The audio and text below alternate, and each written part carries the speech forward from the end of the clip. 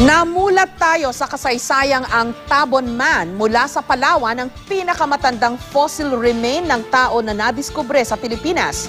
Pero ayon sa ilang researcher, mas matanda raw ng 20,000 years ang Calao Man na natagpuan naman sa Cagayan. Ang Cagayan din ang itinuturing na caving capital ng Pilipinas. Si JP Soriano on assignment.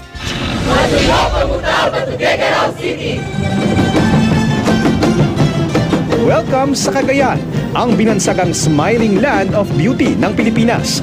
Saan ka man lumingon, ngiti ang tiyak sasalubong sa'yo. Pagsikat pa lang ng araw, good vibes all the way na ang sasalubong sa'yo mula sa mainit at matapang na kapeng Cagayano. Mahilig sa matapang na kape kasi marami dito ang mga magsasaka. Siyempre gusto nila gising na gising kaming lahat. Hanggang katakam-takam na lutong Ilocano at iba sa pananghalian. Gaya ng dinakdakan, igado, kakanin at mga gulay na talaga namang fresh from the farm.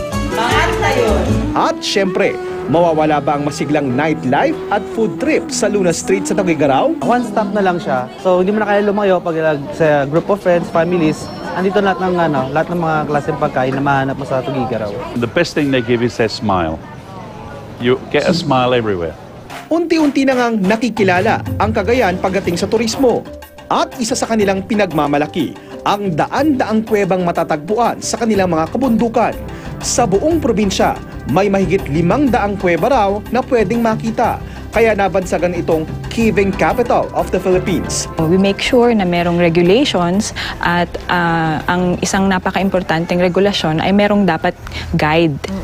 Unang-una para maintindihan ng turista ang halaga ng kuweba. Isa na nga marahil sa pinakasikat, ang Calao Cave sa Peña Blanca. Dito kasi natagpuan ang pinakamatandang historical remains sa Pilipinas na mahigit 600 siglo na ang tanda. They excavated the human third metatarsal bone na sinasabi po nila ma'am na it is now the latest oldest man in the Philippines po. Kasi nabit niya po yung edad nung Tabon Man na ang Tabon Man is only 47,000 years of age. Special sa akin itong Calao Cave kasi naramdaman ko yung sacredness niya at ibang klaseng mysticism. Ang mga markang makikita sa kuweba may kanya-kanyang kwento at kasaysayan.